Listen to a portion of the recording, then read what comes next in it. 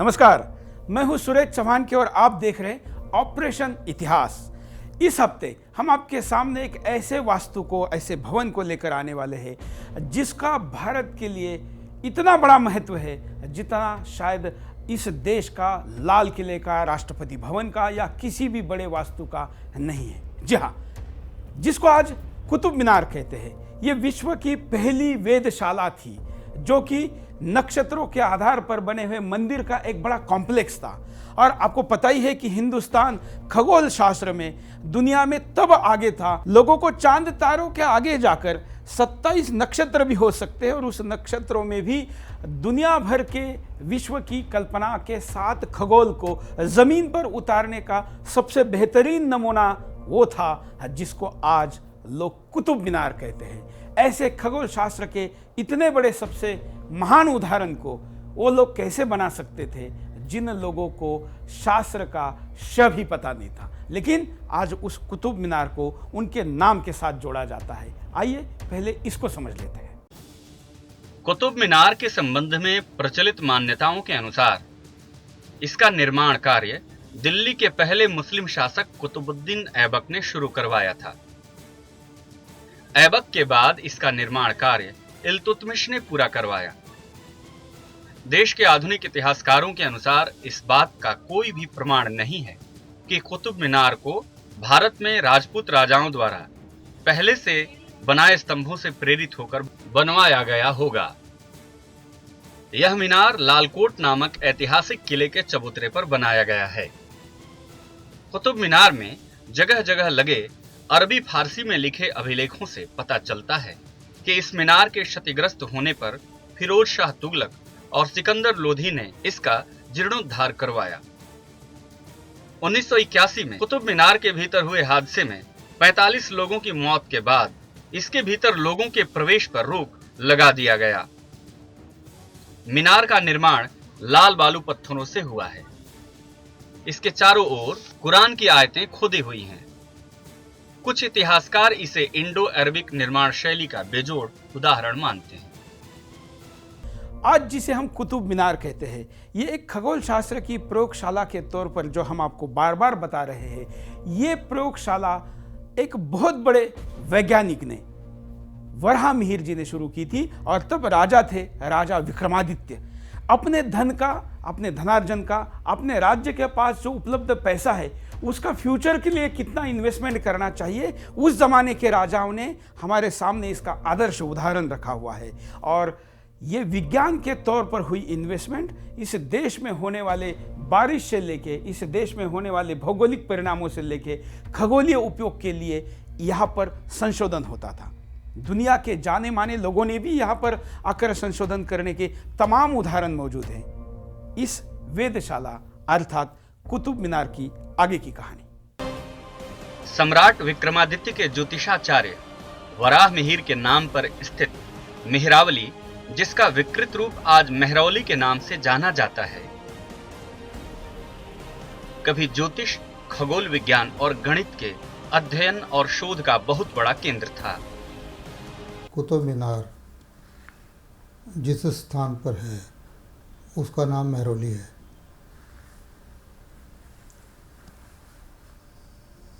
राजा विक्रमादित्य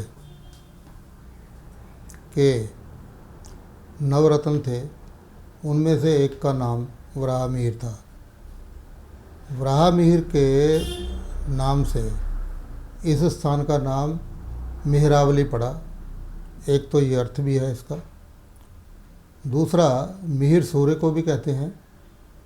और मेहरावली यानी कि उन 27 मंदिर या कमरे जहाँ पर ये ऑब्जर्वेटरी के रूप में कुतुब मीनार बनाई गई थी और वहाँ पर नक्षत्रों के बारे में शोध कार्य होते थे, तो उस दृष्टि से इसका नाम जो है वो मेहरावली यानी कि उस 27 नक्षत्रों की श्रृंखला के रूप में ये सामने आती है।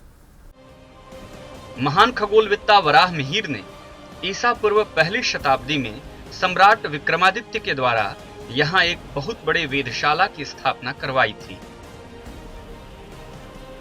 जिसके केंद्र में विशाल मेरू स्तंभ का निर्माण भी करवाया गया था। तो इसी चंद्रगुप्त विक्रमादित्य के जो ज्योतिषाचार्य थे वराहमिहिर, तो उन्होंने इसको एक ऑब्जर्वेटरी के रूप में, यानी कि वेधशाला के रूप में इसको बनाया था।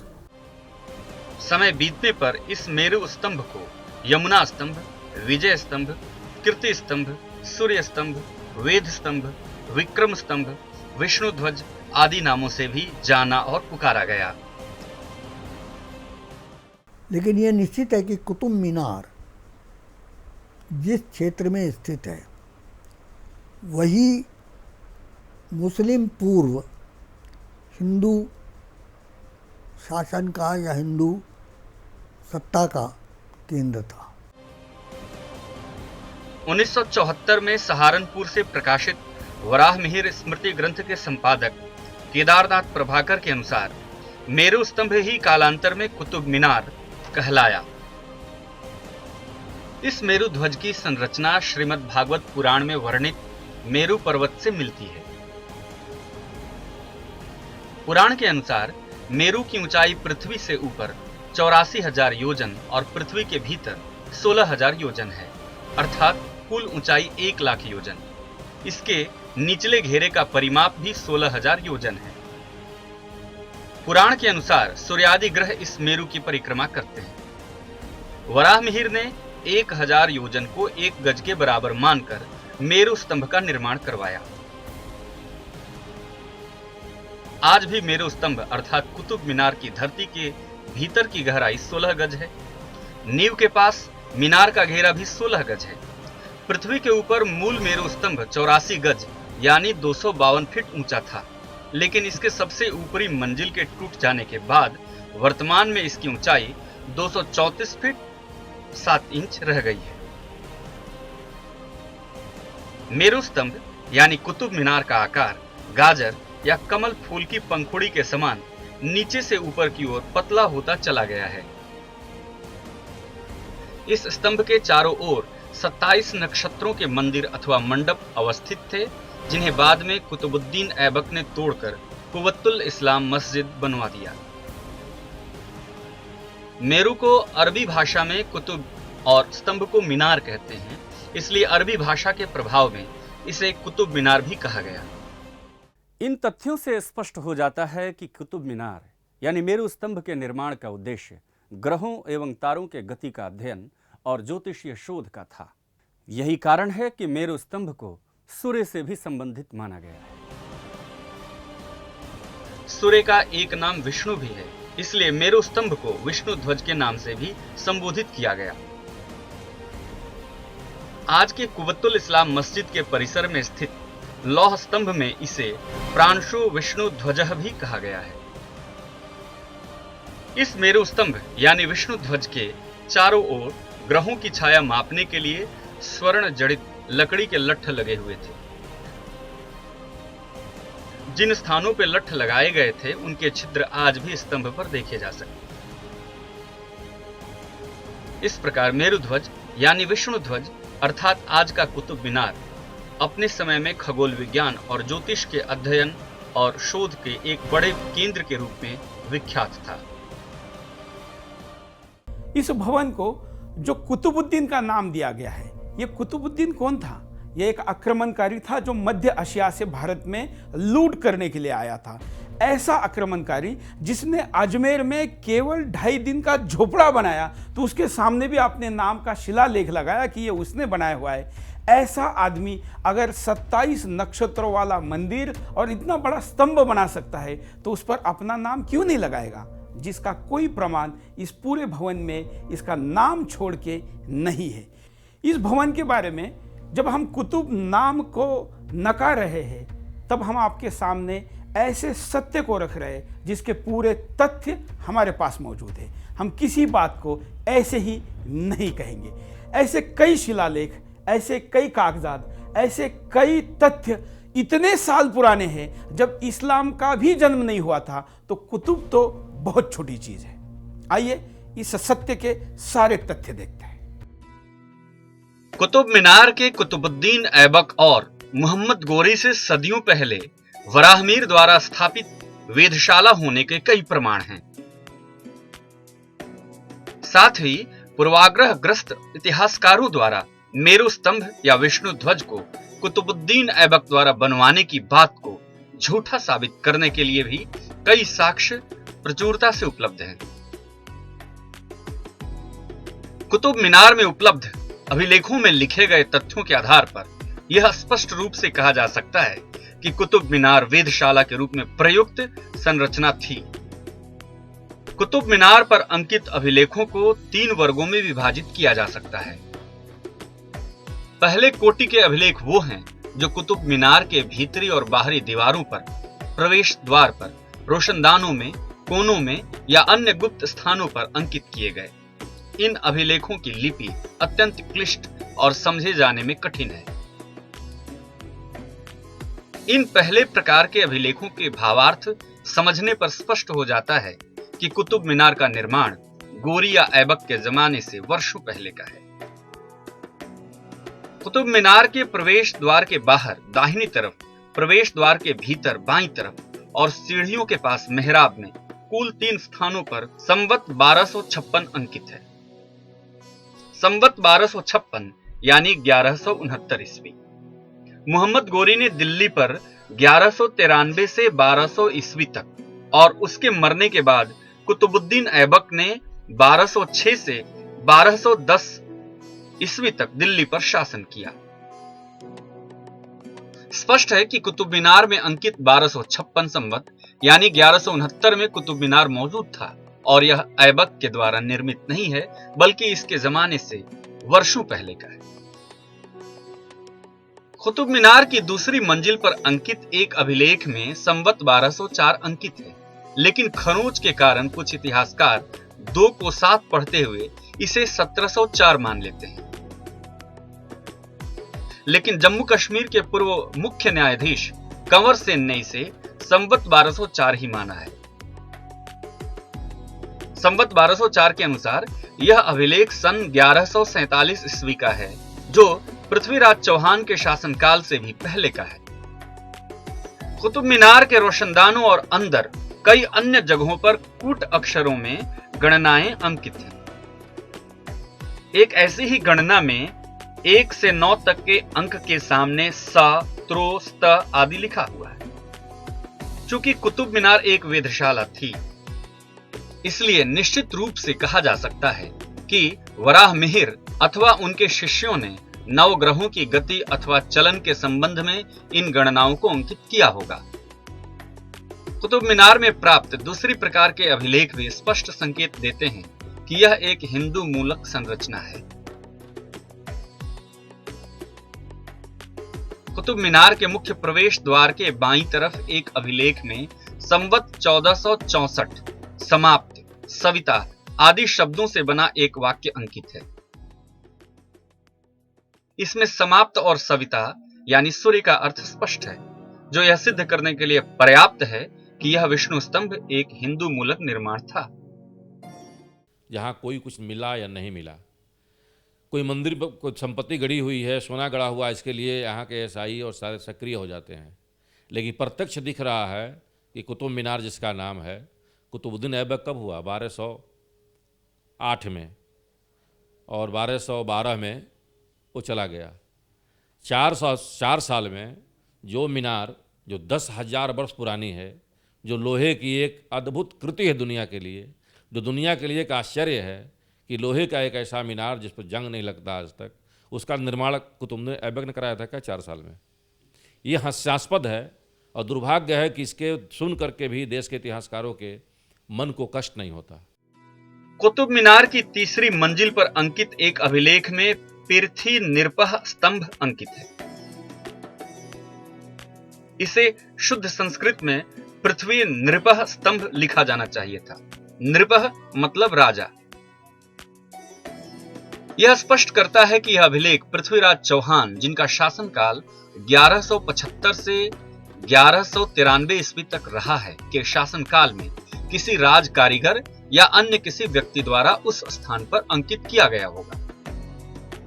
जिसकी संस्कृत भाषा की जानकारी कम थी, इसलिए उसने पृथ्वी नृपह की जगह निरपह लिखा। कुतुब मीनार की 5वीं मंजिल पर एक अभिलेख को स्पष्ट रूप से पढ़ा जा सकता है। इस अभिलेख में ओम, स्वस्ति, देवपाल जैसे शब्दों का प्रयोग हुआ है। इस अभिलेख में इसे विश्वकर्मा प्रासाद माना गया है। विश्वकर्मा हिंदू मान्यताओं में निर्माण और शिल्प के देवता माने गए हैं। हो सकता है उनके नाम पर इसे विश्वकर्मा प्रासाद कहा गया हो। इस अभिलेख में संवत 1426 अंकित है, यानी 1371 ईस्वी, अर्थात इस काल तक मेरु स्तंभ या विष्णु ध्वज को हिंदू मूलक निर्माण ही माना जाता रहा। कुतुब मीनार से प्राप्त अभिलेखों में संवत वर्षों का उल्लेख और साथ ही साथ उन अभिलेखों में हिंदू मूलक शब्दों का उल्लेख इस बात की ओर स्पष्ट इशारा करते हैं कि कुतुब मीनार कुतुबुद्दीन ऐबक से वर्षों सदियों पहले का निर्माण रहा है और इसके हिंदू मूलक होने की पूरी पुष्टि हो जाती है। यह स्पष्ट है। कुतुब मीनार में तीसरे प्रकार के अभिलेख वो हैं जिसे मोहम्मद गोरी, उसके बड़े भाई गयासुद्दीन, इल्तुतमिश, अलाउद्दीन खिलजी, फिरोज शाह तुगलक और सिकंदर लोधी के द्वारा बनवाया गया। अरबी और फारसी में लिखे इन अभिलेखों में फिरोज शाह तुगलक और सिकंदर लोधी के अभिलेखों को ही विश्वसनीय माना जा सकता है, जिसमें कुतुब मीनार पर बिजली गिरने और उससे क्षतिग्रस्त हुए मीनार के जीर्णोद्धार का वर्णन है। शेष सभी अभिलेखों में निर्माणकर्ताओं ने अपनी प्रशंसाएं अंकित करवाने में कोई कोर-कसर नहीं छोड़ी। विष्णु स्तंभ से, गरुड़ स्तंभ से कुतुब मीनार हो सकता है, तो संस्कृत जहाँ लिखे गए हैं उसके बगल में किसी पत्थर पर उर्दू नहीं लिखा जा सकता क्या? तो जो भी बनाता है अपना लिखता है। यहाँ तक आज घर बना रहे हैं हम, तो घर के बाहर लिख देते हैं कि किस सन में बना, फला भवन बन गया। तो उसका मतलब थोड़ा हो गया कि जिसका नाम लिखा है वो ईंट रखा है, वो तो बाद में जब पूरा होता है बिल्डिंग तो नाम लिख जाते हैं। तो जो लोग इतना बड़ा षड्यंत्र कर रहे थे, जो संपूर्ण भारत को दारुल हरब और दारुल इस्लाम करने की योजना करके आए थे, जो संपूर्ण भारत को लूट करके यहाँ के लोगों को इस्लाम बनाने के लिए ही आए थे, लिखने और पढ़ने का उसका अध्ययन होना चाहिए। लिपि शास्त्र के लोग हैं, वो कब की लिखी हुई है, किस भाषा में लिखी गई है, उस भाषा का क्या प्रचलन था, ये सारी चीज़ें उद्घाटित हो सकती हैं। लेकिन सबसे आश्चर्य इस बात का है कि जिस कुतुबुद्दीन ऐबक को कुतुब मीनार के निर्माण का श्रेय इतिहासकार उसे देते हैं, उसका नाम किसी भी अभिलेख में नहीं आया है। आश्चर्य है कि अजमेर में 2.5 दिन का झोपड़ा बनवाने के बाद जिस ऐबक ने पूरे गर्व के साथ अपना नाम शिलालेख पर निर्माता के रूप में अंकित करवाया, उसे कुतुब मीनार के सामने निर्माणकर्ता के रूप में अपने नाम का शिलालेख लगवाने में शर्म क्यों महसूस हुई? एक बड़ा सवाल है। इस कुतुबुद्दीन का असली मालिक जो था वो मोहम्मद घोरी था, जो तब का बादशाह था। उसी ने ही घोषणा की थी कि मेरे बाद कुतुब मालिक रहेगा, या जिसको हम बादशाह कहेगा, इस राज व्यवस्था को देखेगा, ये कहा गया था। इन दोनों के समकालीन जितना भी साहित्य है, मुस्लिम साहित्य है या अन्य भारतीय भी साहित्य है, इसमें किसी में भी इन दोनों का नाम इस भवन के साथ नहीं जुड़ता है। यहाँ तक कि इन दोनों के विचारों के और प्रभावों में रहने वाले जो मुस्लिम इतिहासकार हैं, उनमें से भी किसी ने इस भवन का नाम इनके साथ नहीं जोड़ा है। कुछ ऐतिहासिक तथ्य भी देखिए। कुतुब मीनार को कुतुबुद्दीन ऐबक ने बनवाया, इसका कोई साहित्यिक प्रमाण ऐबक के समकालीन लेखकों की पुस्तकों में नहीं पाया जाता है, जो सिद्ध करता है कि कुतुब मीनार ऐबक द्वारा निर्मित नहीं माना जा सकता। हसन निजामी द्वारा रचित पुस्तक ताज उल मरसीर को भारत में मुस्लिम शासन का ब्यौरा देने वाली पहली पुस्तक माना जाता है।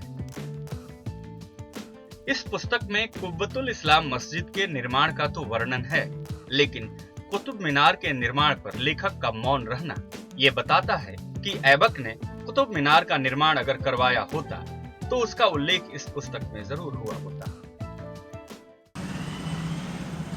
तो अब कुतुबुद्दीन ऐबक के समय जो लेखक हैं हम उनको कंसिडर कर रहे हैं। तो उनमें से एक लेखक है हसन निजामी। उसने एक किताब लिखा था ताजुल मासीर, और उस किताब में उसने कुतुबुद्दीन ऐबक, इल्तुतमिश, इन सब के बारे में चर्चा की है। और उसमें उसने जामे मस्जिद की चर्चा की है कि करीब 26-27 मंदिरों को तोड़ करके जामे मस्जिद को बनाया गया है। लेकिन अब ये बात अलग है कि जामा मस्जिद हमने शाहजहां के नाम पे डाला हुआ है। दिल्ली में किस जामे मस्जिद की बात कर रहा है, ये इतिहासकार खोजे उस चीज़ को, लेकिन उसने कुतुब मीनार के बारे में कुछ नहीं लिखा। जो अल्ततमश के बारे में, कुतुबुद्दीन ऐबक के बारे में कहानी लिख रहा हो, उनकी घटनाओं को लिख रहा हो, और यदि इतनी प्रसिद्ध स्मारक का निर्माण हो रहा हो, उसके बारे में उल्लेख नहीं करे, ये तो संभव नहीं है। महमूद गजनवी और मोहम्मद गोरी के इतिहास के बारे में लिखने वाले इतिहासकार इब्न असीर ने भी कहीं भी कुतुब मीनार के ऐबक द्वारा निर्माण की बात नहीं लिखी है। जमीउल हियाकत व लवानी उल रिवायत नामक पुस्तक के लेखक मौलाना नरुद्दीन मोहम्मद ने 1211 से 1236 ईस्वी के बीच में उक्त पुस्तक लिखी, जिसमें समकालीन भारतीय इतिहास का वर्णन है। उसने ऐबक और गोरी के बारे में तो लिखा, लेकिन कुतुब मीनार के निर्माण का कोई उल्लेख नहीं किया। अलाउद्दीन खिलजी के समकालीन मीर खुसरू ने अपनी पुस्तक तहरीक-ई-अलाई में इस बात का वर्णन किया है कि अलाउद्दीन खिलजी ने कुतुब मीनार से बड़ा एक दूसरा मीनार बनवाने का प्रयास किया था। खिलजी उस मीनार को इतनी ऊंचाई वाला बनवाना चाहता था कि उससे ऊंची कोई दूसरी मीनार नहीं बनवाई जा सके। लेकिन खुसरू ने इस पुस्तक में ऐबक द्वारा कुतुब मीनार के बनवाए जाने की बात कहीं भी नहीं की है। अलग अलग पृष्ठभूमि के इतने इतिहासकार अगर मोहम्मद गोरी, कुतुबुद्दीन ऐबक और अलाउद्दीन खिलजी के इतिहास के बारे में लिखते हैं और कुतुब मीनार के बारे में अगर नहीं लिखते हैं, तो इससे बड़े आश्चर्य की क्या बात होगी। ये एक स्पष्ट इशारा करता है कि कुतुबुद्दीन ऐबक का कुतुब मीनार के निर्माण से कोई संबंध नहीं था। भारतीय पुरातात्विक सर्वेक्षण के पहले महानिदेशक अलेक्जेंडर कनिंघम के सहयोगी जेडी बैगलर ने भी अपनी रिपोर्ट में कुतुब मीनार को हिंदू भवन माना था। तो अब कुतुब मीनार का यदि कॉन्टेक्स्ट ले लें तो 1860 के आसपास में अपना नेशनल आर्काइव के लीडरशिप रोल में कनिंघम आए थे, और 1971-72 में जो कनिंघम के असिस्टेंट थे बैगलर, उन्होंने एक कुतुब मीनार के ऊपर में अपनी रिपोर्ट दी थी, जिसमें उन्होंने बहुत क्लियरली मेंशन किया था कि ये हिंदू आर्किटेक्चर है। उसे हम क्यों नहीं स्वीकार करते हैं?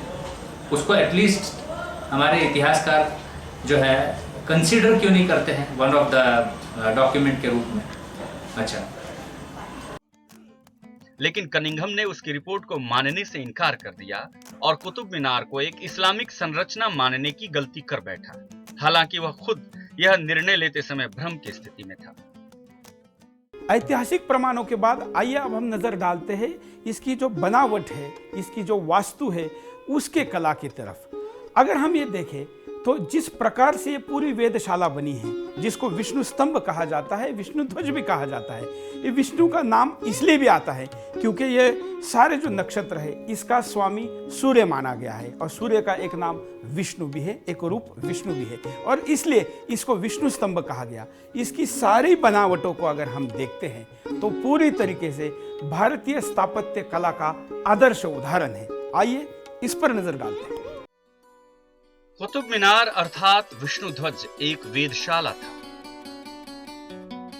विष्णु ध्वज यानी कुतुब मीनार के निर्माण और संरचनात्मक विशेषताओं पर गौर करें तो स्पष्ट हो जाएगा कि इसका निर्माण पूर्णतः हिंदू निर्माण शैली, शिल्प और ज्योतिषीय विशिष्टताओं पर आधारित है।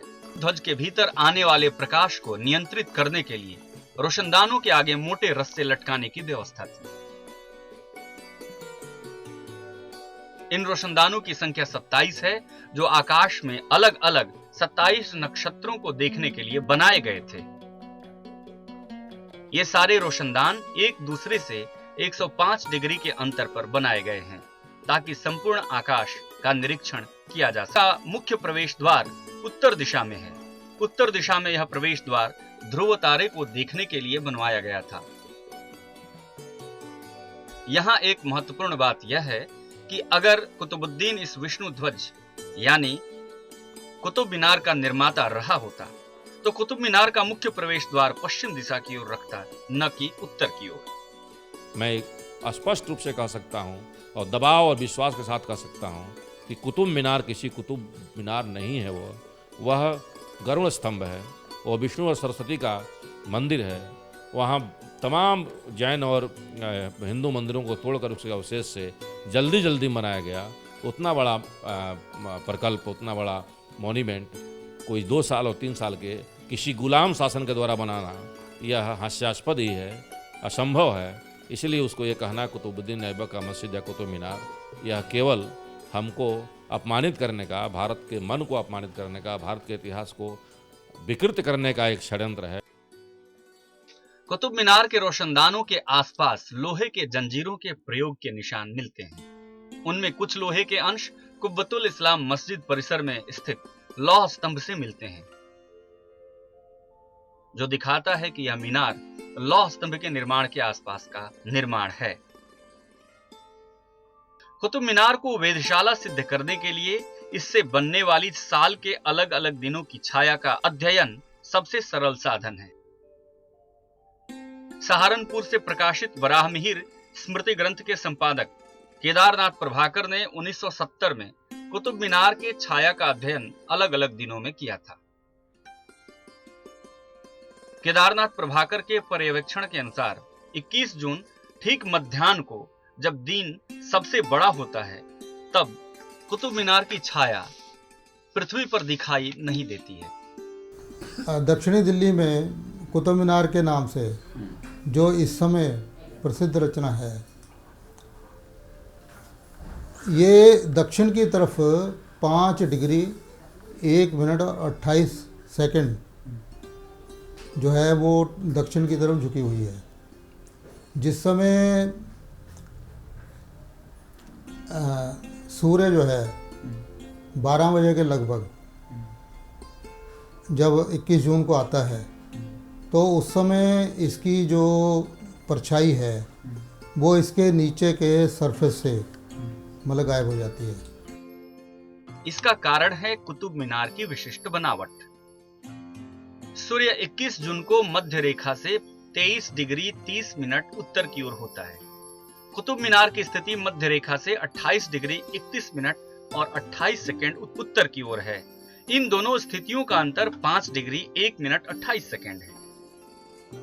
कुतुब मीनार का झुकाव भी दक्षिण की ओर इतना ही, यानी 5 डिग्री 1 मिनट और 28 सेकंड है। यही कारण है कि कुतुब मीनार की छाया 21 जून को ठीक 12 बजे नहीं बनती। कुतुब मीनार की इस विशिष्ट बनावट को देखकर उसके वेधशाला होने पर किसी भी शंका की गुंजाइश नहीं रह जाती। यह भी जानना रोचक है कि दिल्ली में महाराजा सवाई मानसिंह द्वारा बनाए गए जंतर मंतर का निर्माण भी इसी प्रकार किया गया है कि उसकी छाया भी 21 जून को गायब हो जाती है। इसी प्रकार उत्तरी गोलार्ध में सबसे छोटे दिन यानी 23 दिसंबर को कुतुब मीनार की छाया मध्याह्न 12:20 पर सबसे लंबी यानी 280 फीट की होती है। लेकिन जब कुतुब मीनार अपनी पूरी लंबाई अर्थात 100 गज की थी, उस समय उसकी छाया भी 100 गज यानी 300 फीट लंबी बनती थी। जबकि कुतुब मीनार का 84 गज हिस्सा पृथ्वी के ऊपर था और 16 गज हिस्सा पृथ्वी के नीचे। 6-6 महीने में के अंतर से इसकी जो छाया है कुतुब मीनार की, वो छाया जो है वो 280 फुट के लगभग हो जाती है। और फिर 3-3 मास के गैप से जो आप यूँ समझिए कि पूर्व और पश्चिम की दिशाओं में 105 फुट दोनों तरफ हो जाती है। तो ऐसा क्यों होता है?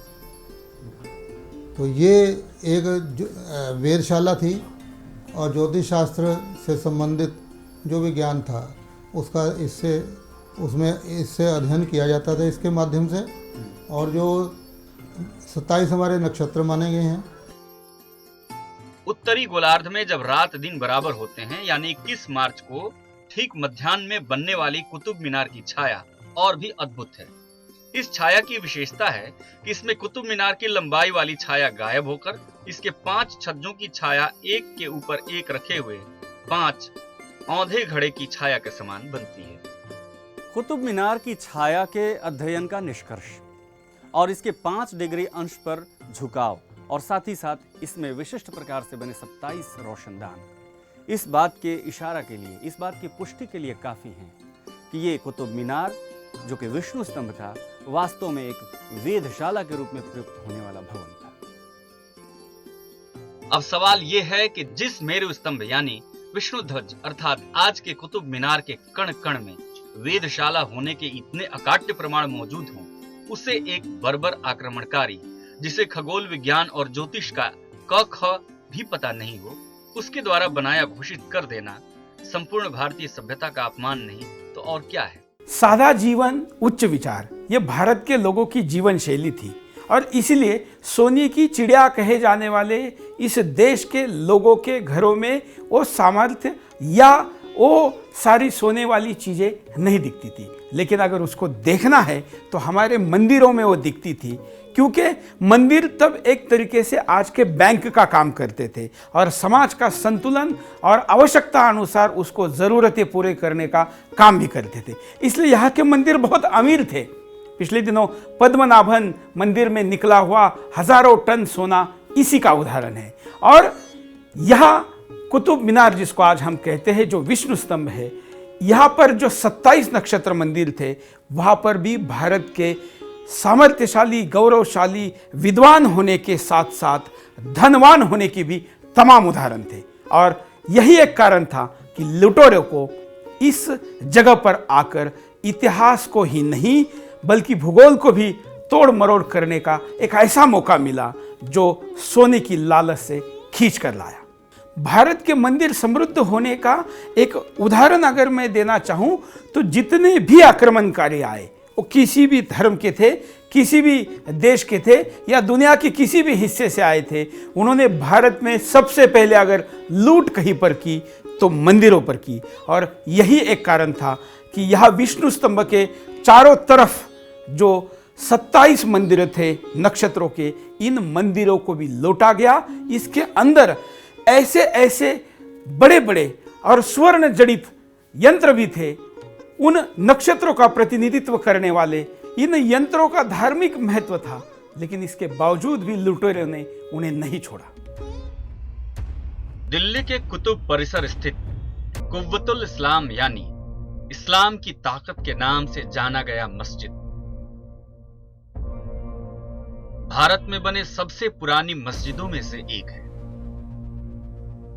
लेकिन इसके निर्माण और विस्तार का इतिहास मध्य युग की बर्बरता और धर्मांधता की पराकाष्ठा की वो कहानी है जिसे सुनकर मानवता शर्मसार हो उठती।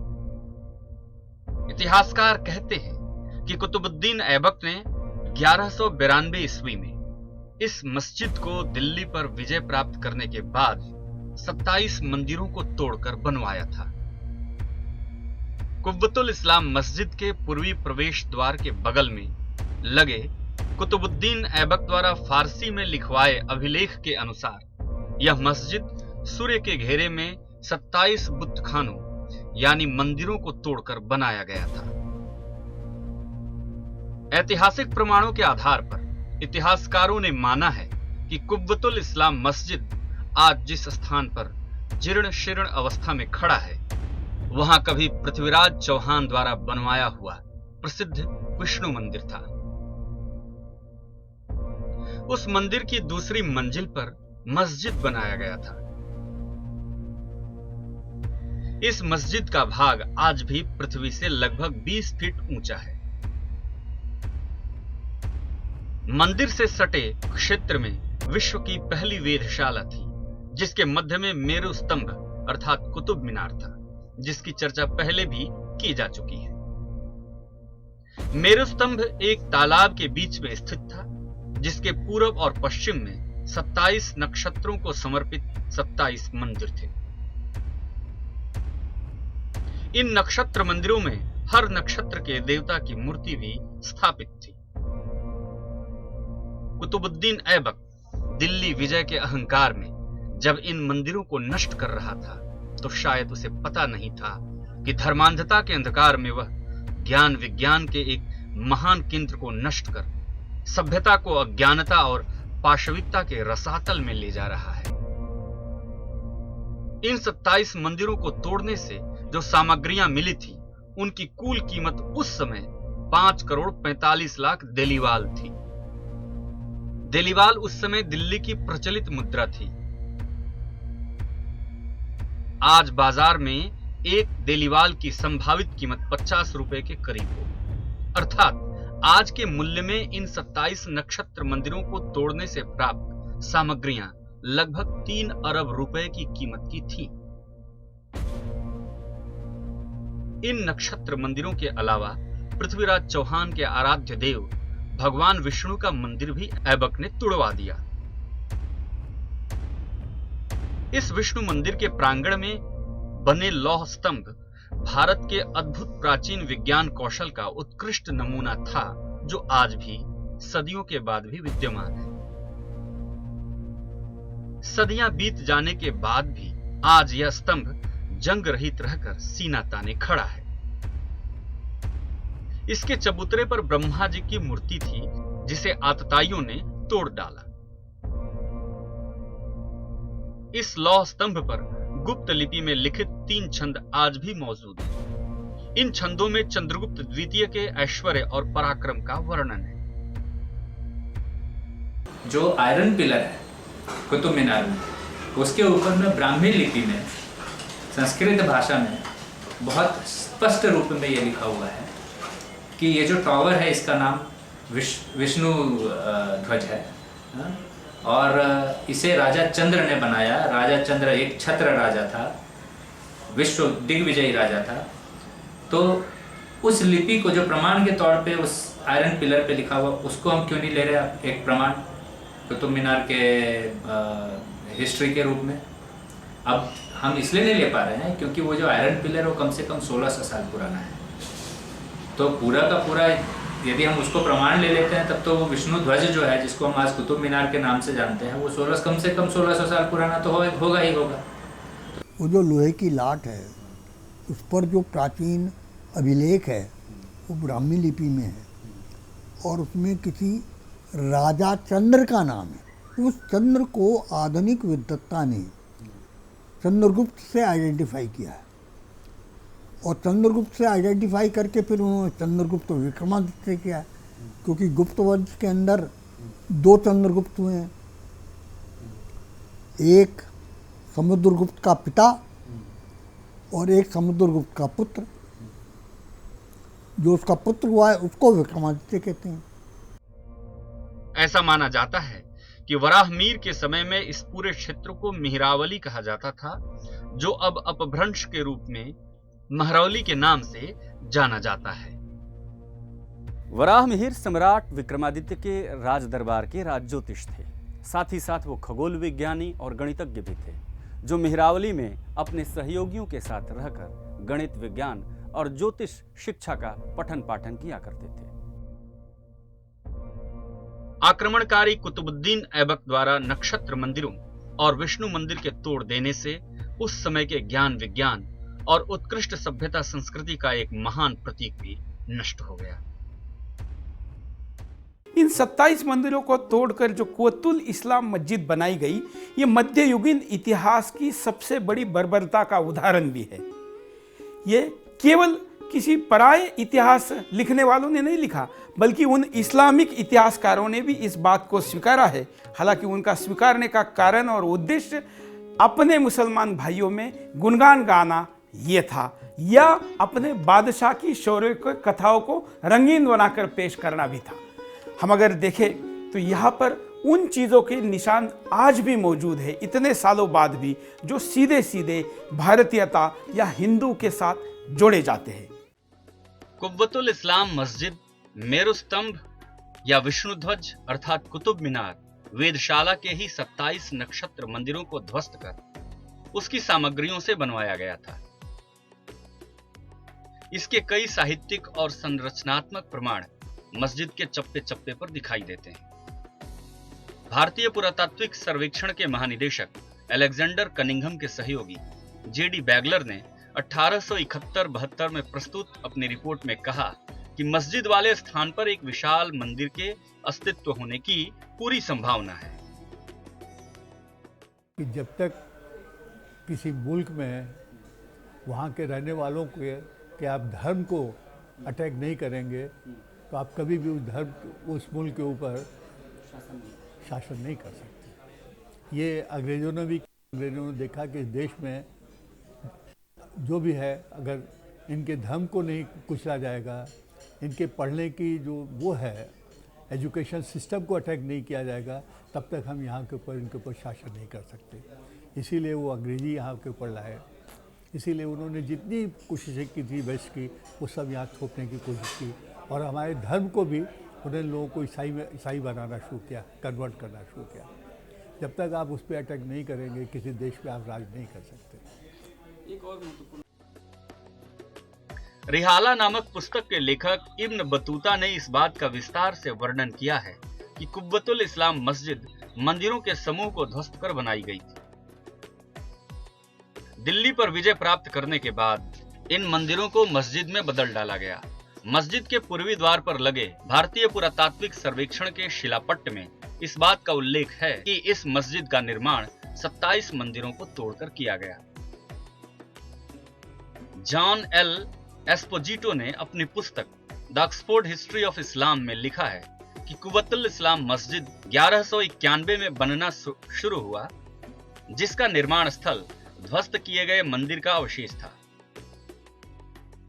उस ध्वस्त किए गए मंदिर के मलबे का प्रयोग भी मस्जिद बनाने में किया गया। जॉन ने यह भी लिखा कि मंदिर परिसर में 400 ईसा पूर्व निर्मित और विष्णु को समर्पित एक विशाल लौह स्तंभ भी था।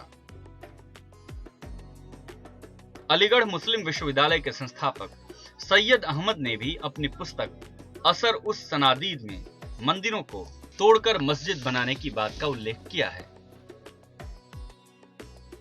कुब्बतुल इस्लाम मस्जिद के हर स्तंभ, दीवार और परिसर के अन्य जगहों पर बनी नक्काशियां, भित्ति प्रतिमाएं, अलंकरण, तोरण एवं अन्य कलात्मक कार्य यह स्पष्ट रूप से प्रदर्शित करते हैं कि ये किसी अद्भुत और समृद्ध मंदिर के अंग रहे हैं, जिन्हें बर्बर आक्रमणकारियों ने तोड़ डाला।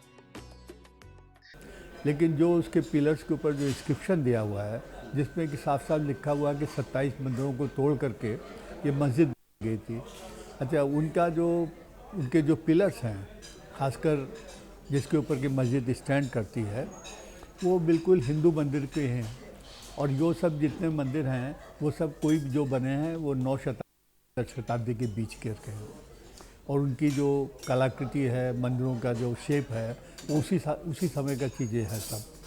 तो ये कहना किसी को कि जब शुरू में ये जो मुसलमानों ने जिन्होंने देश को जीता था, उन्होंने जब भी इस तरीके के कुछ बनाए हैं, चाहे वो यहाँ हो, हमारे दिल्ली में हो, चाहे और भी जगहों के ऊपर है, तो सब जगह उन्होंने क्या किया है कि जो मंदिरों को तोड़ा है, मंदिरों को तोड़ करके उन्होंने अपने स्ट्रक्चर बनाए हैं।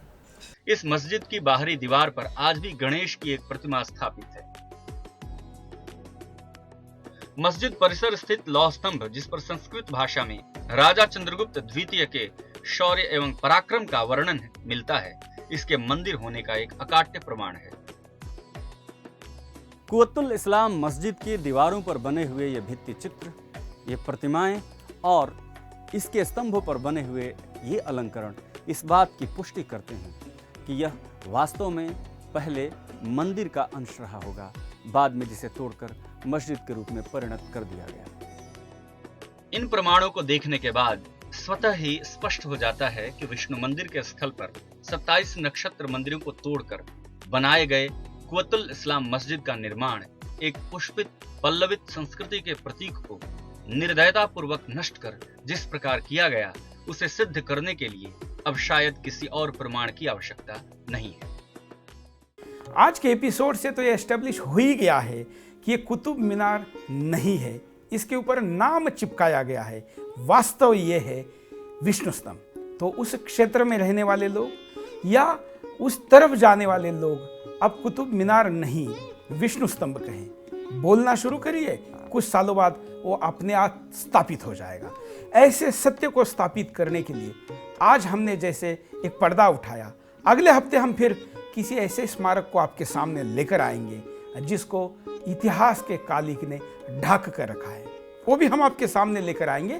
और इस कार्यक्रम में जो लोग सहयोग करना चाहते हैं, क्योंकि इतिहास की सच्चाई को प्रस्तावित करने के लिए ऐतिहासिक प्रयासों की जरूरत है और वो प्रयास आपके सहयोग के बगैर नहीं हो सकते। अगर आप भी जुड़ना चाहते हैं तो हमें ऐसे हजारों लोगों की आवश्यकता है जो इस मुहिम में हमारा साथ दें। हमारे विभिन्न नंबरों पर और सोशल हैंडल पर आप हमें संपर्क करें, हम आपका स्वागत करते हैं। आज के लिए इतना ही, नमस्कार।